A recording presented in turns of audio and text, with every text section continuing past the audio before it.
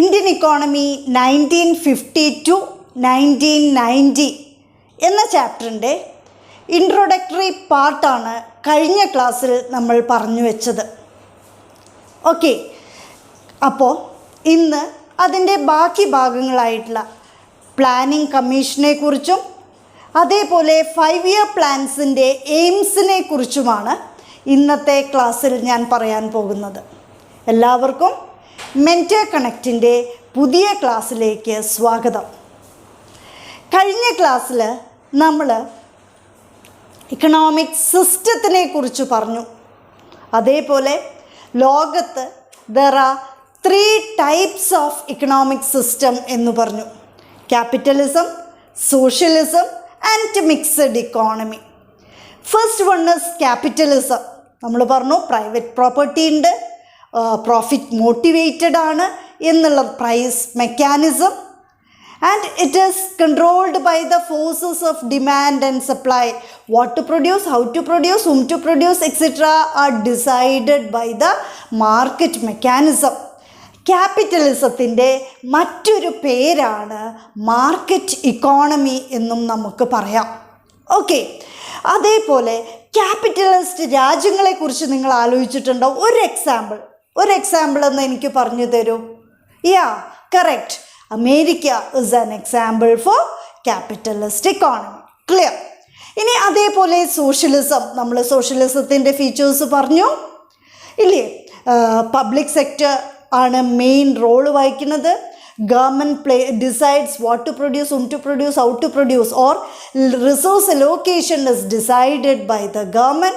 Production, consumption, distribution, government expenditure, everything is controlled by the government.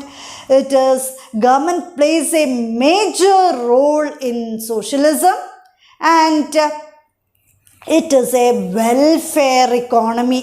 അല്ലേ? Socialist economy എന്ന് പറയുന്നത് welfare ഇക്കോണമിയാണ്. Capitalist economy എന്ന് പറയുന്നത് profit motivated ഇക്കോണമിയാണ്. ഇത് ഒരു വെൽഫെയർ ഇക്കോണമിയാണ്. അപ്പോൾ ഇത് രണ്ടും ക്ലിയർ ആയിട്ടുണ്ടെങ്കിൽ മൂന്നാമത്തത് വളരെ ഈസിയാണ്, മിക്സഡ് ഇക്കോണമി. അപ്പോൾ സോഷ്യലിസത്തിൻ്റെ ഒരു എക്സാമ്പിൾ പറയൂ. സോഷ്യലിസ്റ്റ് ആയിട്ടുള്ള ഒരു രാജ്യത്തിൻ്റെ പേര് പറയൂ. Correct, China is an example for socialist economy. Okay, next we can move to the mixed economy. ഈ രണ്ടെണ്ണത്തിൽ നിന്നുള്ള, ക്യാപിറ്റലിസത്തിൽ നിന്നും സോഷ്യലിസത്തിൽ നിന്നുള്ള മെറിറ്റ്സ് എല്ലാം ഉൾക്കൊണ്ടുകൊണ്ട് പുതിയൊരു ഇക്കോണമി നമ്മൾ രൂപീകരിച്ചു. ദാറ്റ് ഈസ് ദ മിശ്ര സമ്പത്ത് വ്യവസ്ഥ. സെക്കൻഡ് വേൾഡ് വാറിന് ശേഷം പല രാജ്യങ്ങളും, പുതിയതായിട്ട് ഇൻഡിപെൻഡൻസ് കിട്ടിയിട്ടുള്ള പല രാജ്യങ്ങളും ദേ വർ ഫോളോയിങ് സോഷ്യലിസം. അങ്ങനെയുള്ള സമയത്താണ് we decided mixed economy to be our system, economic system. അപ്പോൾ മിക്സഡ് ഇക്കോണമി എന്ന് പറയുന്നത് നമ്മുടെ സോഷ്യലിസത്തിൻ്റെ മെറിറ്റ്സും ക്യാപിറ്റലിസത്തിൻ്റെ മെറിറ്റ്സും എടുത്തുകൊണ്ട് രൂപീകരിച്ചിട്ടുള്ള ഒരു ഇക്കണോമിക് സിസ്റ്റമാണ്. അതിൽ പ്രൈവറ്റ് പ്രോപ്പർട്ടി ഉണ്ട്, അതേപോലെ price mechanism, market plays an important role ഉണ്ട്, public sector plays an important role, private sector plays an important role, government also controls the entire economy. അപ്പോൾ എല്ലാ കാര്യങ്ങളും രണ്ടിലെയും മെറിറ്റ്സ് ഉൾക്കൊണ്ടുകൊണ്ട് തുടങ്ങിയ ആ പുതിയ സമ്പദ് വ്യവസ്ഥയെയാണ് മിക്സഡ് ഇക്കോണമി എന്ന് പറയുന്നത്. അതാണ് India decided to follow. India is a mixed economy. Okay, അങ്ങനെ 1950 we set up a planning commission. A planning commission was formed in the year 1950. Prime Minister is the ex-officio chairman of the Planning Commission. അങ്ങനെ ആദ്യത്തെ planning കമ്മീഷൻ്റെ ചെയർമാനായി ജവഹർലാൽ നെഹ്റു, അന്നത്തെ പ്രധാനമന്ത്രിയായിട്ടുള്ള ജവഹർലാൽ നെഹ്റു സ്ഥാനമേറ്റു. Okay, അങ്ങനെ planning commission എന്നതിൽ കൂടിയിട്ട് നമ്മൾ we decided to plan our economy. അപ്പോൾ ഇക്കോണമി പ്ലാൻ ചെയ്യുന്ന സമയത്ത് there were ഷോർട്ട് ടേം പ്ലാൻസും ഉണ്ടായിരുന്നു, ലോങ് ടേം പ്ലാൻസും ഉണ്ടായിരുന്നു. ഈ ഷോർട്ട് ടേം പ്ലാൻസ് എന്ന് പറയുന്നത് 5 ഇയർ പ്ലാൻസ് ആയിട്ടാണ് നമ്മൾ ഫോളോ ചെയ്യാനായിട്ട് തീരുമാനിച്ചത്. അതിനു വേണ്ടിയിട്ട് Soviet model of 5 year planning ആണ് നമ്മൾ ആക്സെപ്റ്റ് ചെയ്തത്. സോവിയറ്റ് യൂണിയൻ ഫോളോ ചെയ്തിട്ടുള്ള 5 ഇയർ പ്ലാനാണ് നമ്മളും ആക്സെപ്റ്റ് ചെയ്യാനായിട്ട് തീരുമാനിച്ചത്. അപ്പോൾ 5 ഇയർ പ്ലാൻസ് എന്ന് പറയുന്നത് ഷോർട്ട് ടേം പ്ലാൻസ് ആണ്. അതേപോലെ ലോങ് ടേം പ്ലാൻസ് ഉണ്ടായിരുന്നു ഫോർ 20 ഇയേഴ്സ്. ആ ലോങ് ടേം പ്ലാൻസിനെയാണ് പേഴ്സ്പെക്റ്റീവ് പ്ലാനിങ് എന്ന് പറയുന്നത്. ഓക്കെ, അങ്ങനെ planning commission was set up. First 5 year plan എന്ന് പറയുന്നത് 1951 തൊട്ടിട്ട് 56 വരെയുള്ള കാലഘട്ടത്തിൽ first 5 year plan Indian economy followed. അപ്പോൾ ഈ പ്ലാനിങ്ങിന് there is an architect of this planning. Who's the architect of Indian planning? P.C. Mahalanobis is the architect of Indian planning. Okay, Mahalanobis is a great statistician. മാത്രമല്ല, Indian statistical institute ISI കൽക്കട്ടയിൽ ആദ്യമായിട്ട് സ്ഥാപിച്ചതും നമ്മുടെ ഈ P.C. Mahalanobis ആണ്. Okay, നോക്കൂ, ISI Indian statistical institute. Economics പഠിക്കുന്ന ഓരോ കുട്ടിക്കും സ്റ്റാറ്റിസ്റ്റിക്സും പഠിക്കുന്നുണ്ട്, നമുക്കറിയാം. നിങ്ങൾക്ക് സ്റ്റാറ്റിസ്റ്റിക്കൽ ഇൻസ്റ്റിറ്റ്യൂട്ടിൽ നിങ്ങളുടെ ഫ്യൂച്ചർ സ്റ്റഡീസ് നടത്താം. ഓക്കെ, വളരെ നല്ല കോഴ്സുകളാണ് സ്റ്റാറ്റിസ്റ്റിക്കൽ ഇൻസ്റ്റിറ്റ്യൂട്ടിൽ നടത്തുന്നത്. ആ കോഴ്സിനെ പറ്റിയിട്ടും നിങ്ങൾ അറിഞ്ഞിരിക്കണം. ഈ ക്ലാസ് കഴിയുമ്പോൾ നിങ്ങൾ ഗൂഗിൾ ചെയ്ത് ഇന്ത്യൻ സ്റ്റാറ്റിസ്റ്റിക്കൽ ഇൻസ്റ്റിറ്റ്യൂട്ടിനെ പറ്റിയിട്ട് കൂടുതലായിട്ട് മനസ്സിലാക്കിയിരിക്കണം. ഓക്കെ, ഇന്ത്യൻ ഇക്കണോമിക് സർവീസിലേക്കൊക്കെ നിങ്ങൾക്ക് അപേക്ഷിക്കാൻ പറ്റും. വളരെയധികം പ്രസ്റ്റീജിയസ് ആയിട്ടുള്ള one of the prime institute of India ആണ് ഇന്ത്യൻ സ്റ്റാറ്റിസ്റ്റിക്കൽ ഇൻസ്റ്റിറ്റ്യൂട്ട്. ക്ലിയർ? അപ്പോൾ ആരാണ് ഇന്ത്യൻ പ്ലാനിങ്ങിൻ്റെ ആർക്കിടെക്റ്റ് എന്ന് പറയുന്നത്? P.C. Mahalanobis ആണ്. P.C. Mahalanobis is a great renowned statistician ആണ്. ISI was started by P.C. Mahalanobis in Calcutta. Okay, clear? ഇനി അപ്പം നമ്മൾ പറഞ്ഞു 1951 തൊട്ടിട്ട് 56 വരെയാണ് ഫസ്റ്റ് 5 ഇയർ പ്ലാൻസ് എന്ന് നമ്മൾ പറഞ്ഞു. അപ്പോൾ ആ 5 ഇയർ പ്ലാൻസിനൊക്കെ തന്നെയും കുറേ എയിംസ് ആൻഡ് ഒബ്ജക്റ്റീവ്സ് ഉണ്ടായിരുന്നു. എന്തായിരുന്നു 5 ഇയർ പ്ലാൻസിൻ്റെ എയിംസ് ആൻഡ് ഒബ്ജക്റ്റീവ്സ്? ഒന്ന് നമുക്ക് പഠിക്കാം. വളരെ ഇമ്പോർട്ടൻ്റ് ആണ്. 4 എയിംസ് ആൻഡ് ഒബ്ജക്റ്റീവ്സ് ആണ്, ലക്ഷ്യങ്ങളാണ് 5 ഇയർ പ്ലാൻസിനുള്ളത്. First one is growth, second one is equity, third one is modernisation, last one is self reliance. Okay, അതിനെ നമുക്ക് ഷോർട്ട് ചെയ്തിട്ട് പെട്ടെന്ന് കിട്ടാനായിട്ട് ജെംസ് എന്ന് വേണമെങ്കിൽ പറയാം. GEMS, G for growth, E for equity, M for modernization and S for self-reliance. ഇനി മറക്കാൻ പാടില്ല, എഴുതി വയ്ക്കൂ, ഇപ്പം തന്നെ എഴുതി വയ്ക്കൂ. ജെംസ് എന്താണ് ജെംസ് എന്നുള്ളത് വേഗം കിട്ടണം. 4 എണ്ണം നമുക്ക് കിട്ടിയിരിക്കണം. അപ്പോൾ ഇതായിരുന്നു ജെംസ് ആയിരുന്നു. Growth, modernization, equity and self-reliance were the goals of 5 year plans. അപ്പോൾ ഓരോന്നും എന്താണ് എന്ന് നമുക്ക് നോക്കിയാലോ. First one is growth. ഒരു ഇക്കോണമി ഡെവലപ്പ് ചെയ്യുന്ന സമയത്ത് when it grows, നമുക്കറിയാം അവിടുത്തെ agriculture sector gross, industrial sector gross and also the service sector gross. ഇത് മൂന്നും ഒരേപോലെ ഡെവലപ്പ് ചെയ്യും, ഗ്രോ ചെയ്യും, അല്ലേ? അപ്പോൾ ആസ് ദ 3 സെക്ടേഴ്സ് ഗ്രോസ് എന്താണ് ഉണ്ടാവുക? ദ GDP ഓൾസോ ഗ്രോസ്, അല്ലേ? GDPയും ഗ്രോ ചെയ്യും. ഈ 3 സെക്ടറിൻ്റെയും കോൺട്രിബ്യൂഷൻ കുറവാണെങ്കിൽ GDP ഓൾസോ ഡിക്ലൈൻസ്, നമുക്കറിയാം. അപ്പോൾ growth of these 3 sectors and growth of these 3 sectors is the growth of GDP. അപ്പോൾ GDPയെ നമ്മൾക്കൊരു കേക്കിനോട് ഉപമിക്കാം.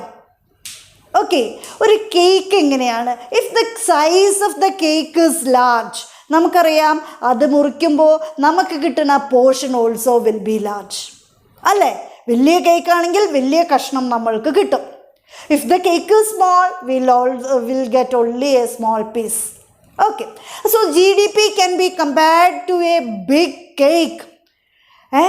As the GDP, അതിൽ നിന്ന് when we get per capita income, ആളോഹരി വരുമാനം, when it is divided among the population, if the GDP is large, then the per capita income also will be large.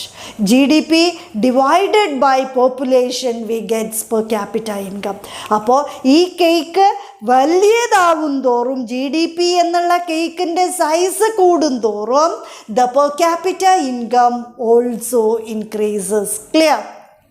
അപ്പോൾ ഈ ഏറ്റവും വലിയ ഗ്രോത്തിന് ഏറ്റവും വലിയ മെയിൻ ഫാക്ടർ എന്ന് പറയുന്നത് സ്ട്രക്ചറൽ കോമ്പോസിഷനാണ്. ഇനി നമ്മൾക്ക് സ്ട്രക്ചറൽ കോമ്പോസിഷനെ പറ്റി പറയാം. What is structural composition? നമ്മൾ കഴിഞ്ഞ ചാപ്റ്ററിൽ പറഞ്ഞതാണ്. അതായത് ഓരോ സെക്ടറിൽ നിന്നും വരുന്ന കോൺട്രിബ്യൂഷനെയാണ്, അല്ലെങ്കിൽ എത്ര ആളുകൾ ഓരോ സെക്ടേഴ്സിലും ഇൻവോൾവ്ഡ് ആവുന്നുണ്ട്, എത്ര ആളുകൾ ഓരോ സെക്ടേഴ്സിലും വർക്ക് ചെയ്യുന്നുണ്ട് എന്നുള്ളതിനെയാണ് സെക്ടറൽ കോമ്പോസിഷൻ എന്ന് പറയുന്നത്. We know that India is an agrarian economy. About 75% of the people were directly or indirectly depending on agriculture. So after independence, after planning, structural composition, that is contribution from agriculture sector, also started increasing. Contribution from industry also started increasing, and that of service sector also started increasing, and our GDP increased to 5.8% during 80s and 90s.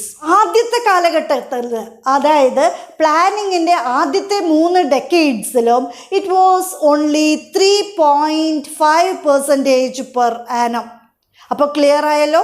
Planning ഇങ്ങനെ പുരോഗമിച്ചു വന്നപ്പോൾ 20 കൊല്ലം കഴിഞ്ഞപ്പോൾ, അതായത് 7ാമത്തെ plan ആയപ്പോഴേക്കും നമ്മളുടെ contribution from 3 sectors to GDP increased, and it was about 5.8% ആയി മാറി. Okay, clear? Okay, as an economy grows, the 3 sectors also grows. In developed economiesനെ പറ്റി നമ്മൾ നോക്കുകയാണെങ്കിൽ അഗ്രികൾച്ചർ സെക്ടറിനേക്കാളും അവിടെ എപ്പോഴും ഡെവലപ്പ് ചെയ്യുക is industrial sector. Contribution from agriculture sector will be very less in developed economies, but contribution from secondary sector and also the contribution from service sector will be large. Okay, clear? അപ്പോൾ നമ്മൾക്ക് growth എന്താണ് എന്ന് മനസ്സിലായി. രണ്ടാമത്തത് നമ്മൾ മോഡേണൈസേഷനിലേക്ക് പോവുകയാണ്. എന്താണ് modernisation? നമുക്കറിയാം, നമ്മളൊരു പരസ്യത്തിലൊക്കെ കേട്ടിട്ടുണ്ടാവും, കണ്ടിട്ടുണ്ടാവും, ഞാനും മോഡേണാണ്, അല്ലേ? അപ്പോൾ എന്താണ് നിങ്ങളെയും എന്നെയും മോഡേൺ ആക്കുന്നത്? ദാറ്റ് ഈസ് അവർ ഔട്ട്ലുക്ക് ഒന്ന്, ആൻഡ് നമ്മളുടെ രാജ്യത്തിൻ്റെ വളർച്ച ഓൾസോ, അല്ലെങ്കിൽ നമ്മൾ ആക്സെപ്റ്റ് ചെയ്തിരുന്ന പരമ്പരാഗതമായ രീതിയിൽ നിന്ന് ചേഞ്ചസ് വരുത്തി മോഡേൺ ടെക്നോളജി നമ്മൾ യൂസ് ചെയ്യുന്നതൊക്കെ തന്നെയും ഇസ് മോഡേണൈസേഷൻ. നമുക്കറിയാം, അഗ്രികൾച്ചർ പണ്ട് നമ്മൾ കന്നുകാലികളെ ഉപയോഗിച്ചിട്ടായിരുന്നു പൂട്ടിയിരുന്നത്. നമ്മൾ വളരെ നമ്മുടെ ടെക്നോളജി ഒന്നും തന്നെ തീരെ ഡെവലപ്ഡ് ചെയ്തിരുന്നില്ല.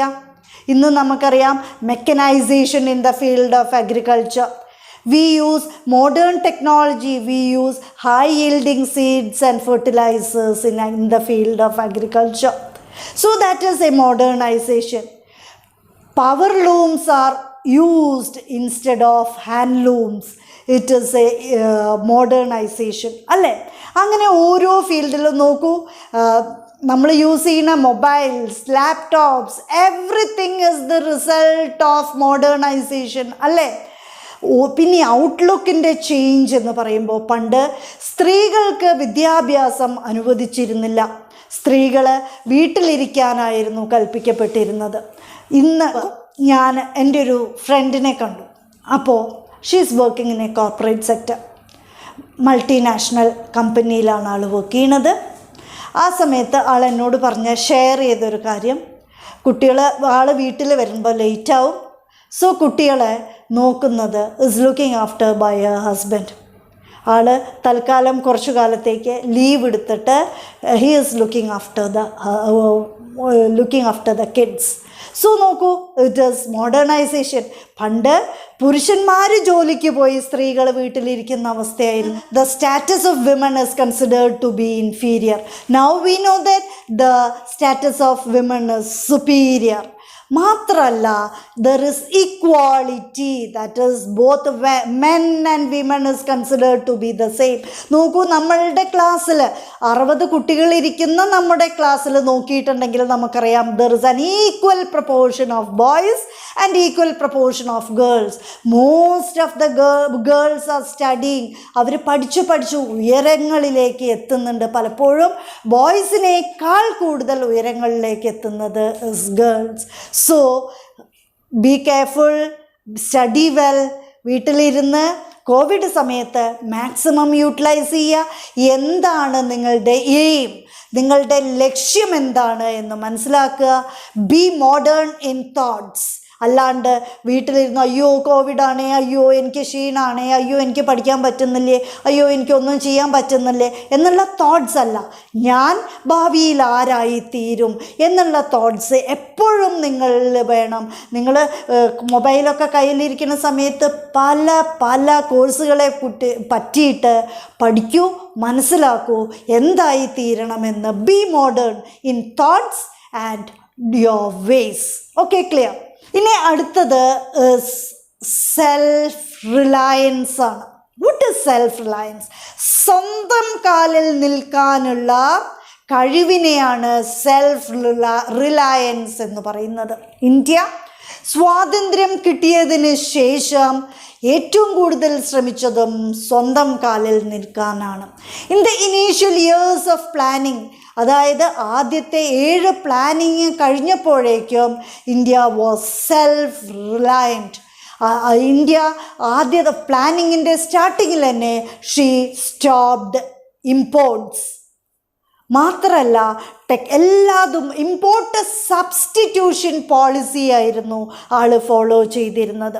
അങ്ങനെ ഇമ്പോർട്ട് സബ്സ്റ്റിറ്റ്യൂഷൻ പോളിസി ഫോളോ ചെയ്തതിൽ കൂടിയിട്ട് നമ്മുടെ ഡൊമസ്റ്റിക് ഇൻഡസ്ട്രീസ് വളരെയധികം ഡെവലപ്ഡായി.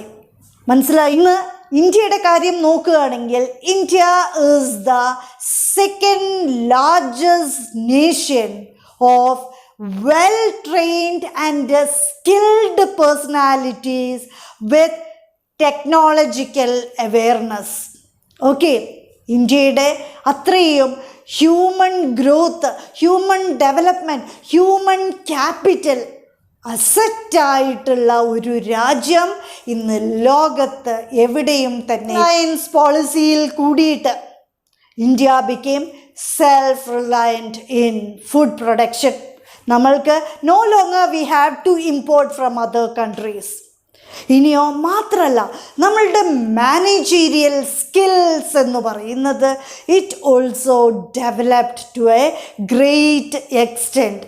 അങ്ങനെ വി ബിക്കെയിം സെൽഫ് റിലയൻറ്റ്. നിങ്ങൾ ഓരോരുത്തരോടും എനിക്ക് പറയാനുള്ളത് ഇതുതന്നെയാണ്. You have to become self reliant. ഇപ്പോൾ തന്നെ ആലോചിക്കണം, ഒരിക്കലും ഞാൻ വേറെ ഒരാളെ ഡിപ്പെൻഡ് ചെയ്ത് ജീവിക്കില്ല. I will be self reliant. Okay, clear? ഇനി അടുത്ത ടോപ്പിക്കിലേക്ക് നമുക്ക് പോവാം. That is equity. What is equity? Equity means reduction of inequality. Equity means reduction of the gap between the rich and the poor. Equity means stopping the exploitation of the poor. Okay, so India through the 5-year plans aimed ഒരു ഗോളാക്കി മാറ്റി എന്ത് equity എന്നുള്ളത്. അങ്ങനെ equity നടപ്പിലാക്കിയതിൽ കൂടിയിട്ട് equality in educational equality കിട്ടി. അതേപോലെ health, sanitation, clothing, food, everything was equitable in our country. അങ്ങനെ equity became an important goal of a 5-year plan. അപ്പോൾ 1951 തൊട്ടിട്ടാണ് നമ്മളുടെ 5-year plan സ്റ്റാർട്ട് ചെയ്തത്. അതിനുശേഷം 20 വർഷത്തെ പ്ലാനിങ് തുടങ്ങി. 20 വർഷത്തെ ഡെവലപ്മെൻ്റാണ്, ഫേസസ് ആണ്, ഇമ്പാക്റ്റ് ഓഫ് ഗ്രോത്ത് ആണ് നമ്മൾ ഈ ചാപ്റ്ററിൽ പറയുന്നത്. That is from 1950 to 1990 വരെയുള്ളത്.